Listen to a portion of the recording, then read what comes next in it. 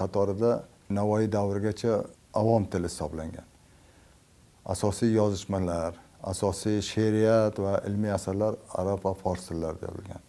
Va Alisher Navoiy hazratlari Muhokamatul Lug'atayn asarini yozib, mana shu turkiy tilni fasohatini, uni arab va fors tillaridan hech bir tomondan kam emasligini va bu tilda ham go'zal she'rlar, go'zal g'azallar va dostonlar yaratish mumkinligini isbotlab berganlar. Adabiyot tarixiga qaraydigan bo'lsak, fors adabiyoti juda buyuk adabiyot, qadimdan bugungi kungacha juda ko'p namoyandalarni tarbiyalagan. 18-20 ta janr fors adabiyotining tarixida uchraydi, adabiy janr.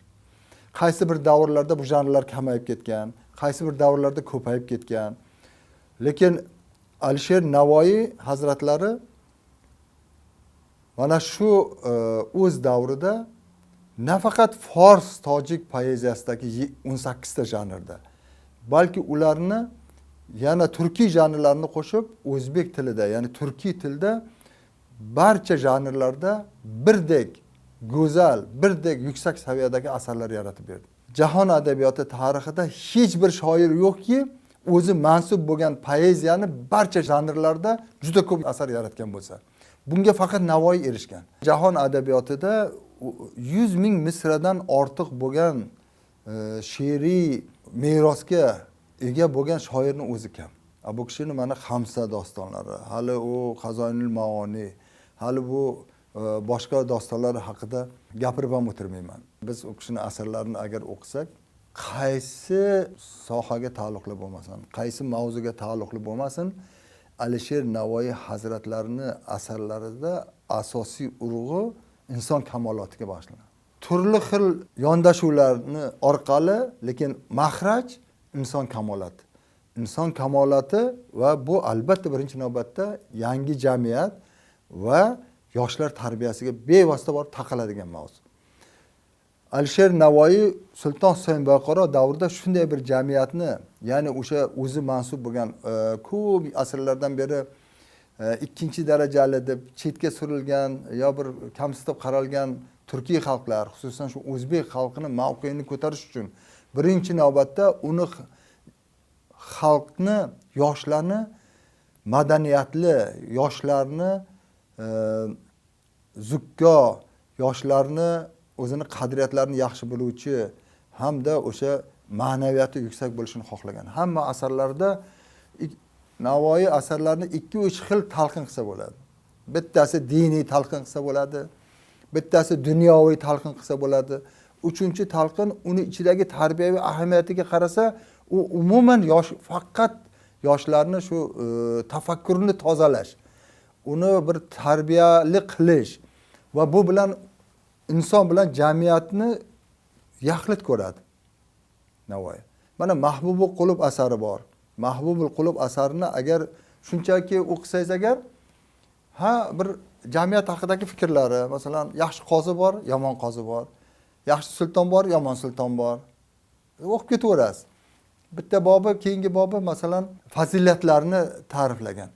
Bir bo'limi, oxirgi bo'limida u yerda masalan tanbehlar haqida gapirilgan. Bu shunchaki haligi biz didaktik deymiz, mana shu tarbiya va ahamiyatga ega deb o'tib ketaverasiz. Lekin buni tagiga qarasangiz, u bitta yoshni bosqichma-bosqich yuksaklikka olib chiqish uchun bir tizimli ravishda kitobni yozgan. Qarang. Birinchisida masalan bitta yosh kim bo'lishidan qat'iy nazar, yosh kattami, kichikmi bir inson. U aytayapti, hayotda deydi, jamiyatda sen nima maqsad qo'yasan o'zingga deydi. U aytadiki, masalan deydi, qozi bo'lishni maqsad qo'yaman deydi. Yoki unisi aytadi, vazir bo'lishni maqsadim vazir bo'lish. U kishi buni to'g'ridan to'g'ri u yerda murojaat qilmayapti, ammo tagida shu gap bor. Xo'p, qozi bo'lishdan maqsading nima? Agar pul orttirish bo'lsa, pora olish bo'lsa, chunki o'sha davrdagi qozilarni ochib tashlagan-ku asarlarda, ularni poraxo'r, rishvatxo'r boshqa deb. Bular yaxshi odamlar bo'lmaydi. Agar seni maqsading qozi bo'lib pul topish bo'lsa, sen u to'g'ri yo'lda emassan deydi. Agar seni maqsading qozi bo'lib adolat o'rnatish kerak bo'lsa, unda to'g'ri yo'ldasan deydi.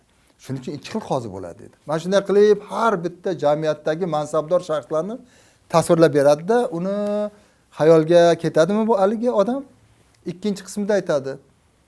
xayolga ketib nimaga xayolga ketding? Bu endi boyagi sahna ortidagi gaplarda, men Navoiyning ichidagi gaplarni aytyapman-da, u kitobda yozilmagan, lekin o'sha narsa barq urib turibdi-da. Xo'p, mana o'ylanib qolding. U ham masalan qozi bo'lishi mumkin. Xo'sh, sen nima haqida o'ylanyapsan desa, u o'ylaydi endi. O, men demak yomon yo'lda yurgan ekanman-da, xato qilgan ekanman-da, bu noto'g'ri yo'l ekanda deydi degan xayolga boradi-da. Endi ikkinchi bo'limda Navoiy aytadiki, tavba qil. Hech qachon kech bo'lmaydi. Yoshmisan, qarimisan, qachonki shu xato qildingmi, tavba qil. Tavba qilding, bo'ldi, hamma gunohlaring kechiriladi. Bundan keyin shu qilma shuni. Mana to'g'ri yo'lga boshlash. Bundan keyin shu ishni qilma. Bu hamma kasb egalariga taalluqli. Adolat nima? Adolat mana bunday bo'ladi. Saxovat nima?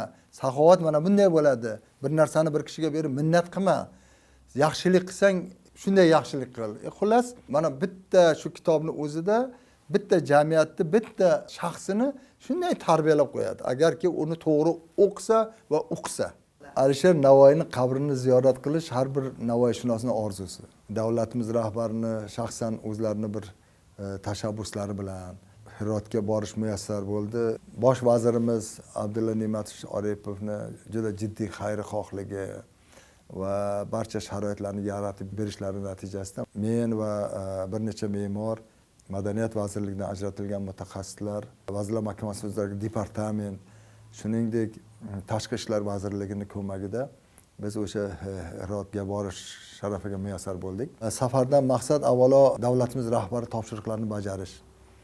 U kishini maqsad muddalarini Afg'oniston hukumatiga yetkazish. Xususan Hirot hokimiyati bilan bu masalalarni alohida gaplashib olish. Maqsad shu ediki, Alisher Navoiy yubiley munosabati bilan Navoiy maqbarasi atrofini bir obodonlashtirish. Biz Hirot gubernatori bilan ancha muloqot qildik. Tarixdan bilamiz, Hazrat Navoiy o'zlarining uylarida dafn etilgan. Davlatobod degan joy bor. Davlatobod shu Soyinboyqoraga tegishli saroy bo'lgan, oldindan, yoshligidan. O'sha yerda tug'ilgan u kishi. Shuni yonidan 30 yer ajratib beriladi. Bu 6 gektarga to'g'ri keladi. Endi biz borgan joyda o'sha hovlilari, o'zlarining hovlilari, maqbaralari o'sha yerda. Endi u 6 gektardan shu qolgan bo'lsa 1 gektar, 1,5 gektar yer qolgan, qolgani hammasi mahalla bo'lib ketgan. Lekin albatta xursand qilari joyi shundaki, o'sha maqbaralari bir necha marta buzilib, tuzilgan bo'lsa ham bugungi kunda Afg'on hukumati tomonidan shu o'zini eski holatida oddiyroq qilib bo'lsa ham ishlab qo'yilgan. Shunday bir kelishuvga kelindiki, shu yerda bir yodgorlik memorial kompleksiga aylantirsak, atrofini devor bilan o'rasak, keyin maqbarani yaxshilab ta'mirlasak, u kishini qabr toshlari, o'zini davridagi qabr toshlari juda bir Sulton Soyinboyqor tomonidan o'rnatilgan qabr toshi yo'q bo'lib ketgan. Ochig'ini aytganda, hozirgi qo'yilgan qabr toshi uncha talabga javob bermas ekan. Buni Hirot hokimi ham iltimos qildi. Bu kishi endi ular bu Alisher Navoiyning Amir Temurni qarindoshi deb biladilar-da.